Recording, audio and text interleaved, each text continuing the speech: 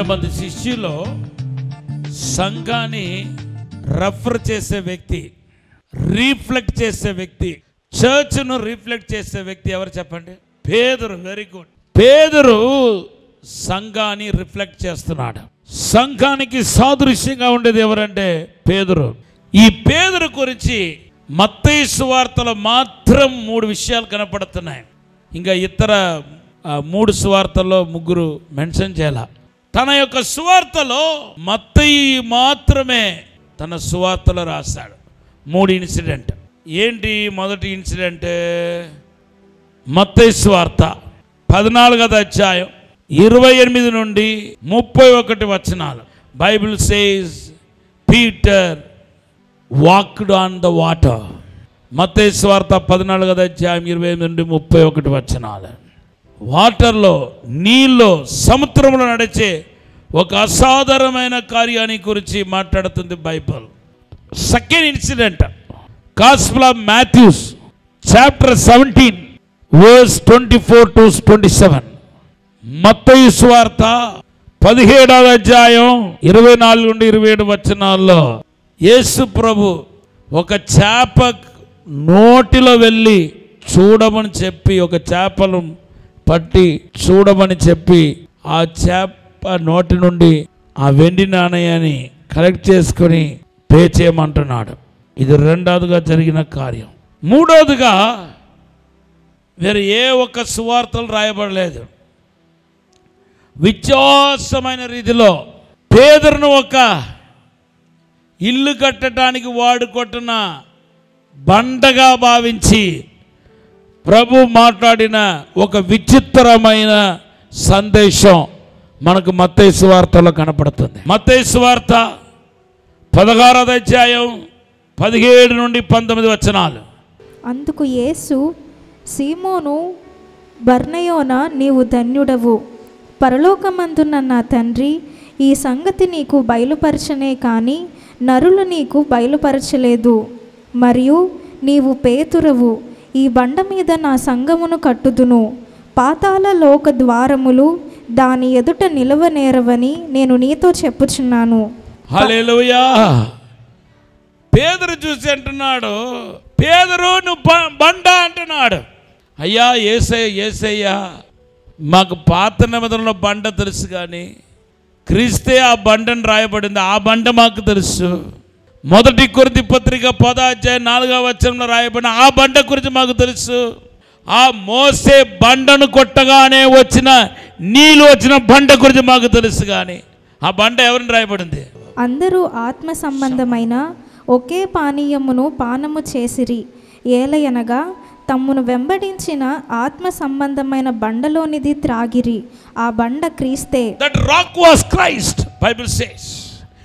20 లక్షల మందికి 20 లక్షల మంది పైపడిగా ఎడారిలో ప్రయాణించిన వాళ్ళందరికీ నీళ్ళు ఇచ్చిన క్రీస్తు అని బండ గురించి మాకు తెలుసు, కానీ ఇప్పుడు కొత్తగా ఒక బండ గురించి మాట్లాడుతున్నాడు యేసు ప్రభు. ఏ బండ చెప్పండి అందరం? చర్చను దేనికి పోల్చవచ్చు, ఎవరికి పోల్చవచ్చు? మొదటిగా యాజ్ ఎ పర్సన్, ఒక వ్యక్తిగా సంఘాన్ని దేనికి పోల్చవచ్చు? పేదరికి పోల్చవచ్చు. ఒక వస్తువుగా దేనికి పోల్చవచ్చు? సంఘాన్ని దేనికి పోల్చవచ్చు? బండకు పోల్చవచ్చు. చాలామంది బండతో పెట్టుకుంటున్నారు. ఎవడైనా బండను తన్నితే వాడు కాలైపోతాయి, బండను గుద్దితే వాడి చేతిలో ఇరుగుతాయి, కానీ బండకి ఏం కాదు. సంఘం అనేది జీవం కలిగిన సంఘం. ఇది యేసుక్రీస్తు ఒక సంఘం. ఈ సంఘముతో నువ్వు పెట్టుకుంటే నువ్వే పోతావు. సంఘాన్ని కదిలించటం, దేవుని మందిరాన్ని కదిలించటం ఎవరి తరం కాదు.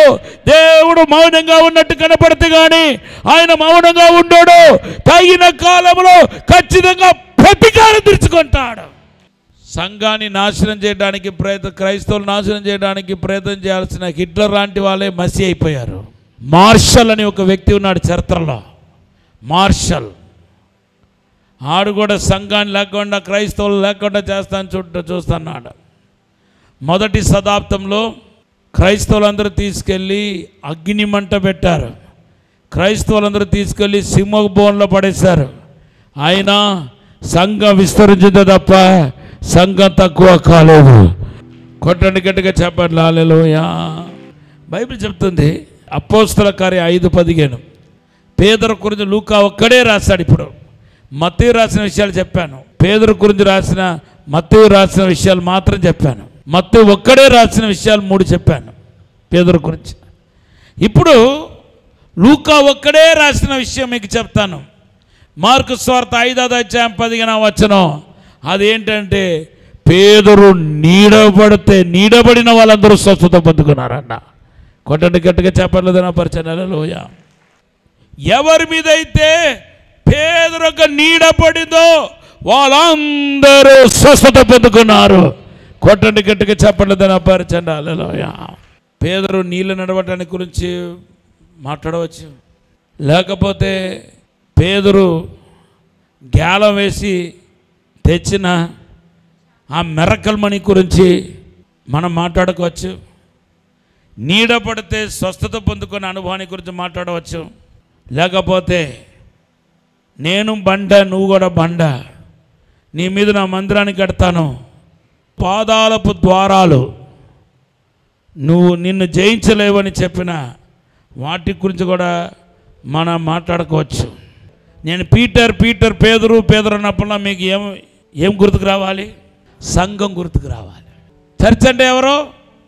మీరే సంఘం, నేనే సంఘం, మనమందరూ క్రీస్తు సంఘమై ఉన్నాం. అందరూ చెప్పండి, మనమందరం యేసు క్రీస్తు సంఘమై ఉన్నాం.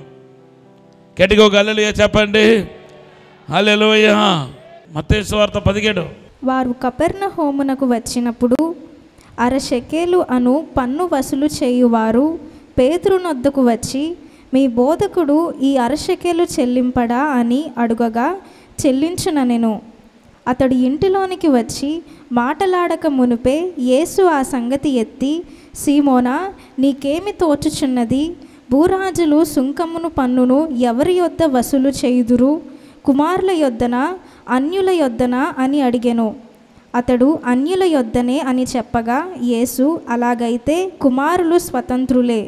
అయినను మనము వారికి అభ్యంతరము కలుగచేయకుండునట్లు నీవు సముద్రమునకు పోయి గాలము వేసి మొదట పైకి వచ్చు చేపను పట్టుకొని దాని నోరు తెరిచిన ఎడల 1 షెకెలు దొరుకును. దానిని తీసుకొని నా కొరుకును నీ కొరుకును వారికిమ్మని అతనితో చెప్పెను. హల్లెలూయా. ఇదే ఇప్పుడు మత్తయి సువార్త 17వ అధ్యాయం 24-27 వచనంలో రాయబడిన సందేశం. ఈ వాక్యం నుండి మీతో దేవుడు ఏం మాట్లాడాలని ఆశపడుతున్నాడు? Shall I tell what is my expectation from this portion? Gospel of Matthew chapter 17 verse 24-32.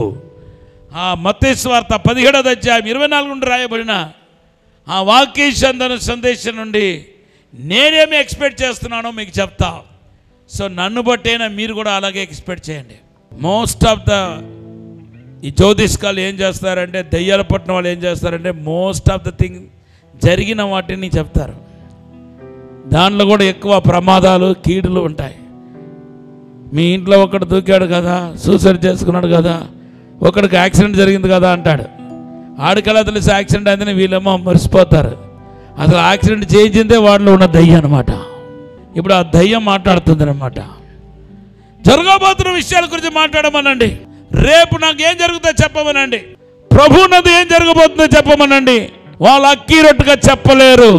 ఆత్మ సంబంధమైన విషయాలు ఏది చెప్పలేరు. నా యేసు అలా కాదు, నా యేసు ఆత్మ అలా కాదు. పేదలకు ఇంకా కొన్ని గంటల తర్వాత జరగబోతున్న కార్యాన్ని ముందుగానే తెలియపరిచాడు. బైబిల్ చెప్తుంది. ద్వితీయోపదేశ కాండం 29వ అధ్యాయం 29వ వచనం. రహస్యములు మన దేవుడైన యెహోవాకు చెందును. అయితే మనము ఈ ధర్మశాస్త్ర వాక్యములన్నిటినీ అనుసరించి నడుచుకొనున్నట్లు బయలుపరచబడినవి ఎల్లప్పుడూ మనవియు మన సంతతి వారివగునని చెప్పుదురు. హల్లెలూయా. రహస్యాలు బయలుపరచటం మన దేవుని వశమై ఉంది. అది నీకును నీ పిల్లలకును బయలుపరచబడతాయి. ఇదే యెహోవా వాక్కు. గట్టిగా ఒక హల్లెలూయా చెప్పండి. నీ పాపాన్ని దేవుడు రహస్యంగా ఒప్పింపజేస్తాడు, కానీ దేవుని గురించి రాంగ్ ఐడియాస్ వద్దు. నీకు జరగబోతున్న విషయాలను, శ్రేష్టకరమైన విషయాల్ని, శుభవార్తను, మేలుకరమైన విషయాన్ని, నీ విశ్వాసాన్ని బలపరిచే కార్యాన్ని దేవుడు ముందుగానే నీకును, నీ సమయం అయిపోయిన తర్వాత టైం కనుక అయిపోతే కనుక నీ పిల్లలకును దేవుడు తెలియపరుస్తానంటున్నాడు. కొట్టండి గట్టిగా చెప్పండి. I means thank you lord. ఈ యొక్క బయలుపరిచే నీకు దేవుడికి ఉన్న సంబంధం, ఈ సరి సంబంధం ఏదైతే ఉందో అది నీతో పోదు, నీ తరతరాలకు పాకుతాయి. నీకు దేవుడు జరగబోతున్న వాటిని ముందుగానే తెలియపరుస్తానంటున్నాడు. నీ తర్వాత నీ పిల్లలకు తెలియపరుస్తున్నాడు. నువ్వేం చేయాలి? మన దేవుడైన యెహోవాకు చెందును. అయితే మనము ఈ ధర్మశాస్త్ర వాక్యములన్నిటినీ అనుసరించి నడుచుకొనున్నట్లు బయలుపరచబడినవి ఎల్లప్పుడూ మనవియు మన సంతతి వారివ్యగునని చెప్పుదురు. మీరేం చేయాలి? వాక్యానుసారముగా నడవాలి. దేవుడు జరగబోతున్న కార్యాన్ని నీకు బయలుపరచాలని ఆశ ఉంటే నిశ్చయముగా దేవుడు బయలుపరుస్తాడు. కానీ నువ్వు చేయాల్సిందంటే ఏంటి తెలుసా? వాక్యానుసారంగా నడుచుకోవటానికి జాగ్రత్త పడాలి. అది ఒక్కటే నీకు కావాలి. వాక్యానుసారంగా నడుచుకోవటానికి జాగ్రత్త పడాలి. ఇది నంబర్ 1. నంబర్ 2 ఏంటంటే ఆ వాక్యపట్నంలో రెండవదిగా మీరు తెలుసుకోవాల్సింది, యేసు చెప్పినట్లే జరిగింది. ఆమేనండి. యేసు చెప్పినట్లే జరిగింది. అందరూ చెప్పండి హల్లెలూయా. దేవుడు నీ సమయానికి దేవుడి సమయానికి కొంచెం తేడా ఉంటుందేమో, కానీ ఖచ్చితంగా దేవుడు చెప్పింది మాత్రం ఒక చిన్న ఇది కూడా పొరలకుండా ఖచ్చితంగా దేవుడు జరిగే తీరుస్తాడు. ఎందుకు? చెప్పిన వాడు సృష్టికర్త కాబట్టి ఆయన ఆపటం ఎవరి తరం కాదు. ఏ శక్తి వలన కాదు. No evil power, no demonic power can stop. Problem ఏంటంటే కొన్నిసార్లు దేవుడు పలికిన తర్వాత మనకి ఎక్స్పెక్టేషన్ పెరిగిపోతాయి. ఇంకా జరగలేదని బాధపడుతూ ఉంటాం. ప్రవచనాలు అయితే వచ్చింది, ఇంకా నాకు జరగలేదని మీరు బాధపడవచ్చు. కానీ ఆ సమయం వచ్చినప్పుడు, దేవుని సమయం వచ్చినప్పుడు, నువ్వు అడగకపోయినా, దానికోసం ప్రయాసపడకపోయినా ఆటోమేటిక్గా దేవుడి కార్యం జరిగిపోతాయి. కొట్టండి గట్టిగా చెప్పట్లా హల్లెలూయా. అలా బైబిల్లో జరగలేదా చెప్పండి? ఒక అంజూరపు చెట్టు దగ్గరకు యేసు ప్రభువు వారు వెళ్ళాడు. ఫలమిచ్చే కాలంలో దాంట్లో పండు లేదు. యేసు ప్రభు కూడా ఆకలితో ఉన్నాడు. యేసు ఆకలి తీర్చలేని, యేసు అవసరాలు తీర్చలేని ఆ చెట్టు ఎందుకని తన సేవకులు, తన యొక్క శిష్యుల యొక్క విశ్వాసాన్ని బలపరచాలనుకున్నాడు. ఏదైనా ఒక కార్యం చేసి బలపరచాలనుకున్నాడు. ఇప్పుడు మంచిగానే దొరికింది, మంచి టైం దొరికింది. ఈ ఫలించలేని వాటిని ఎందుకు ఉంచుకోవటం, ఒక గుణపాఠం నేర్పించవచ్చు కదా అని చెప్పి యేసు ప్రభు ఏం చేశాడంటే ఆ అంజూరపు చెట్టును శపించాడంట. మార్కు సువార్త 11:14. అందుకు ఆయన, ఇక మీదట ఎన్నటికి నీ పండ్లు ఎవరునూ తినకుందురుగాక అని చెప్పెను. ఇది ఆయన శిష్యులు వినిరి. మార్నింగ్ విన్నారు. సాయంత్రం వాళ్ళు ఊరెళ్ళి యెరూషలేముకి వెళ్ళి తిరిగి వచ్చేసరికి ప్రొద్దున వారు మార్గమున పోవుచుండగా ఆ అంజూరపు చెట్టు వేళ్ళు మొదలుకొని ఎండి ఉండుట చూచిరి. అప్పుడు పేతురు ఆ సంగతి జ్ఞాపకమునకు తెచ్చుకొని, బోధకుడా, ఇదిగో నీవు శపించిన అంజూరపు చెట్టు ఎండిపోయినని ఆయనతో చెప్పెను. హల్లెలూయా. ప్రభు అన్నాడు, ఇంకా మీదట ఈ యొక్క చెట్ల ఫలాలు ఉండవు, ఆకులు ఉండవు, దీని పని అయిపోయింది అన్నాడు. ఒక 24 గంటలు తిరగకముందే సాయంత్రం మాట పలికాడు. మళ్ళా మార్నింగ్ వచ్చేసరికి అది ఏమైపోయిందంటే ఎండిపోయి ఉంది. ప్రభు చెప్పింది జరిగిందా జరగలేదా? 42:1-2. అప్పుడు యోబు యెహోవాతో ఇలాగు ప్రత్యుత్తరం ఇచ్చెను, నీవు సమస్త క్రియలను చెప్పండి. నీవు సమస్త క్రియలను చేయగలవనియు నీవు ఉద్దేశించినది ఏదియు నిష్ఫలం కానేరదని నేనిప్పుడు తెలుసుకున్నాను. కోటని గట్టిగా చెప్పాలి. హల్లెలూయా. దేవుడు తలపెట్టింది, దేవుడు ఉద్దేశించింది, నీ గురించి పలికింది నిష్ఫలం కానేరదు. నువ్వు కృంగిపోవాల్సిన అవసరం లేదు, బాధపడాల్సిన అవసరం లేదు. ఆ సమయం వచ్చినప్పుడు ఆటోమేటిక్గా జరిగిపోతాయి. నీ విశ్వాసాన్ని దేవుడు బలపరచగలుగుతాడు. నీ లైఫ్లో ఫలించలేని ఇటువంటి అంజూరపు చెట్లు కొన్ని ఉన్నాయి, అవన్నీ రాలి పడిపోతాయి. మార్కు సువార్త 11వ అధ్యాయంలో ప్రభు చెప్పాడు, మీరు వెళ్ళండి, ఒక ఇంటి ముందు గాడిద కట్టబడి ఉంటాయి, గాడిద పిల్లలు కూడా ఉంటాయి. అది వెళ్ళి విప్పుకొని, కట్టబడిన గాడిద ఉంటాయి, విప్పుకొని నా దగ్గర తీసుకురండి. ఆ ఇంటి యజమానుడు అడిగితే ఇది ప్రభుకు కావాలని చెప్పండి అన్నాడు. వాళ్ళు అనుమానపడకుండా వెళ్ళి ఉంటారు, ఇది ఎక్కడ రా బాబు, గాడిద ఎక్కడ, ఇంటి ముందు ఎక్కడ కట్టబడతాయి? ఎందుకంటే గాడిదలన్నీ యూదులు ఇంటి వెనకల కడతారు, కానీ గాడిద ముందు అన్నాడు యేసు ప్రభువారు. ఆ ఇంటి ముందు గాడిద కట్టబడతాయని చెప్పాడు. ఇది నిజమా కాదా అనుకుంటా పోయారు. ఎగ్జాక్ట్గా యేసు ప్రభు చెప్పినట్టు, ఇది ఎలాగా అయితే చేప నోటిలో నువ్వు కాయిని చూస్తావు, నీ ఆ దినారం చూస్తావని ప్రభు చెప్పినట్టే ఇది కూడా ఇంటి ముందు గాడిద కట్టబడి ఉంటాయని చూసారా.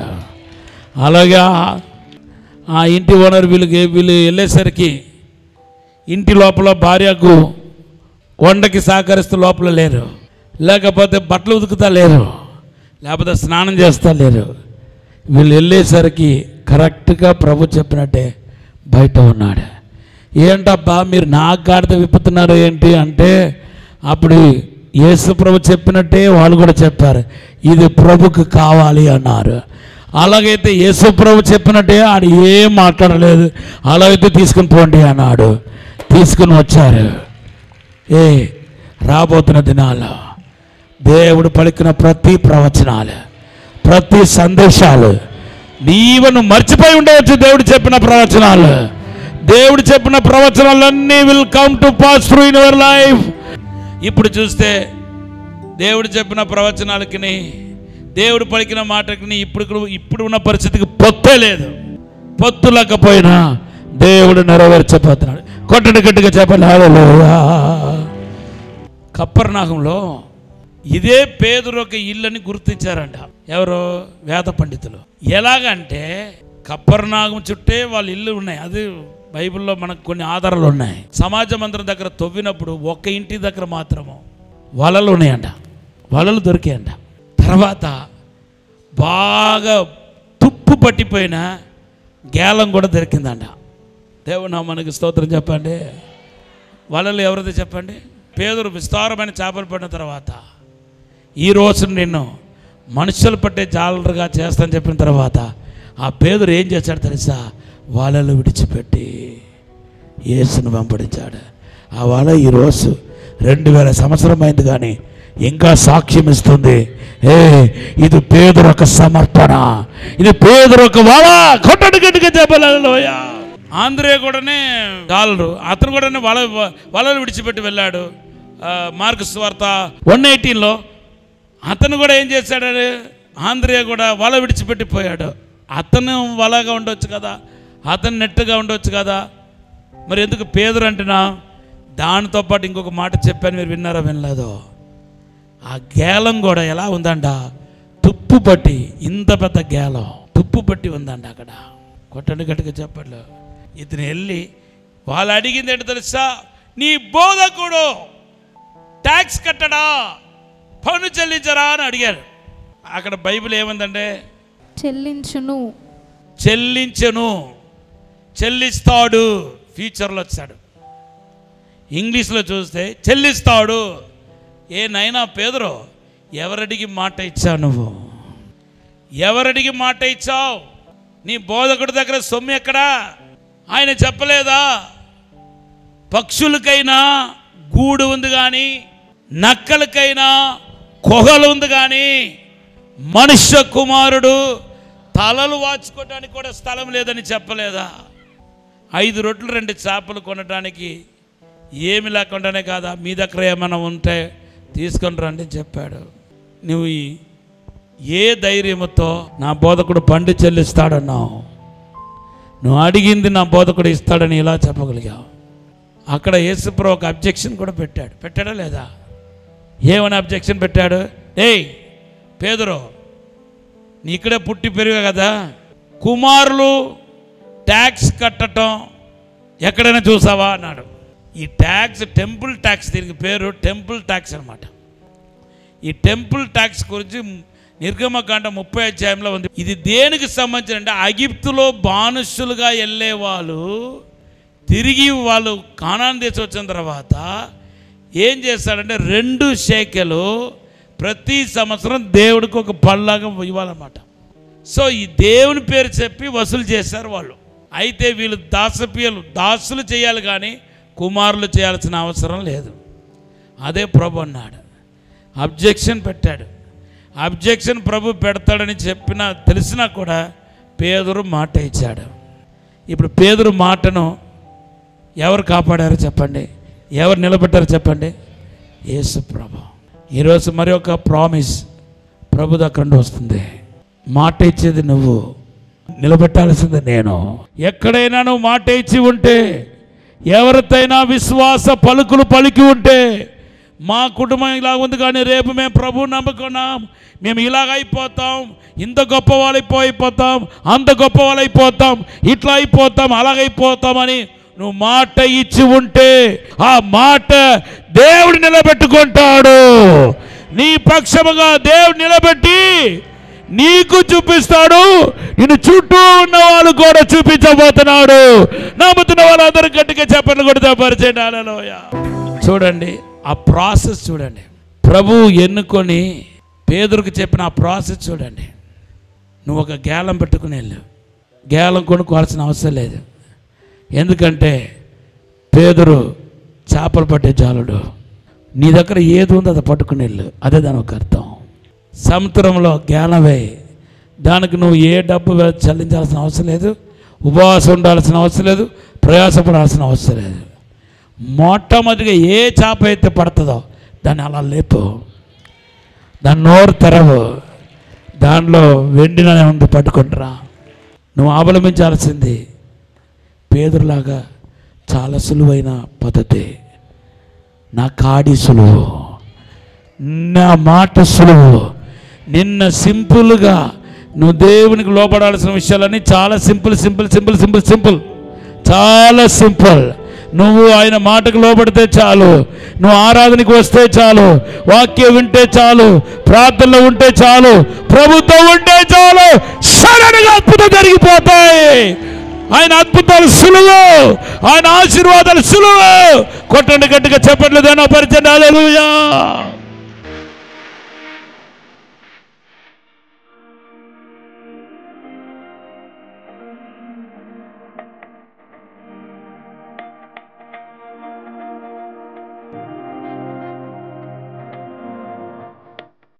పరిశుద్ధము నమ్మకమైన పరలోక తండ్రి, నీకు వందనాలు, స్తోత్రాలు ప్రభా.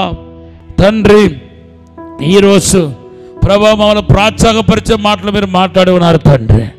ప్రభా నీకు మరుగైనది ఏమీ లేదు అని, సమస్తాన్ని నువ్వు తెలియపరుస్తావని, ముందుగానే తెలియపరుస్తావని ప్రభా, నువ్వు చెప్పింది జరుగుతాయని మాకు నాయనా తండ్రి షరతులు, నువ్వు వేసే షరతులు చాలా చాలా సులువైనదని అయ్యా, పాటించడానికి సులువైన పద్ధతులని ఈరోజు మాట్లాడి ఉన్నారు ప్రభా. మేము చేయగలిగిందే మేము చేయమంటావు ప్రభా, దాని ద్వారానే అద్భుతాలు చూసినట్టుగా చేస్తావు ప్రభా. ప్రభా మా మీద ఉంచిన కృప కొరకు వందనాలు ప్రభా. ప్రతి ఒక్కరిని ఆశీర్వదించండి, పరిశుద్ధాత్మతో నింపండి, ప్రసన్నముతో నింపండి, వెలుగుతో నింపండి. ఒక్కొక్కరికి ఒక అద్భుతం జరుగునుగాక, విడుదల జరుగునుగాక, క్షేమం వచ్చినగాక. ఇప్పుడు ఆశీర్వదించి దీవించి బలపరచమని, తోడుగా నీడగా ఉండి సహాయం చేయమని యేసు నామములో అడిగి వేడుకుంటున్నాము తండ్రి. ఆమేన్.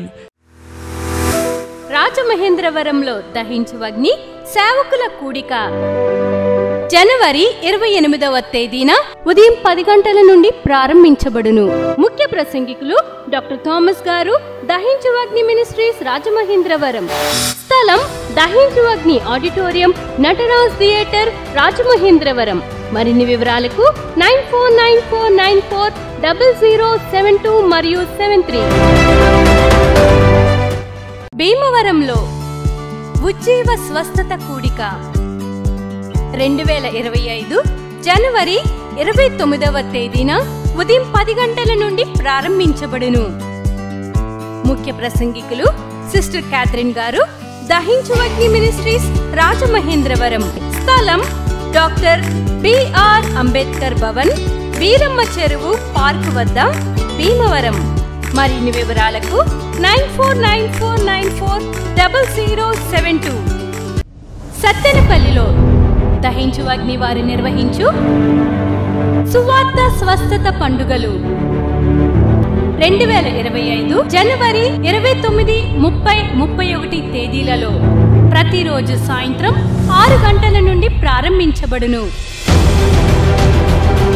సిస్టర్ క్యాథరిన్ గారు, సిస్టర్ కరిష్మా గారు శక్తివంతమైన ఆరాధనలో నడిపించెదరు.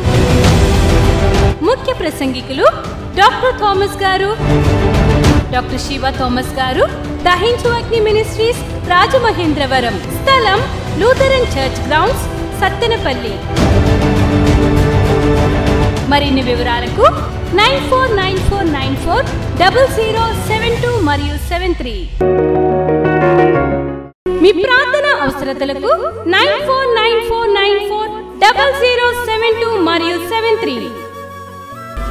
ఈ టీవీ కార్యక్రమాన్ని చూసి ఆశీర్వదించబడినట్లయితే దహించు అగ్ని టీవీ పరిచర్యకు మరియు బ్లెస్సింగ్ ల్యాండ్ కు సహకరించండి.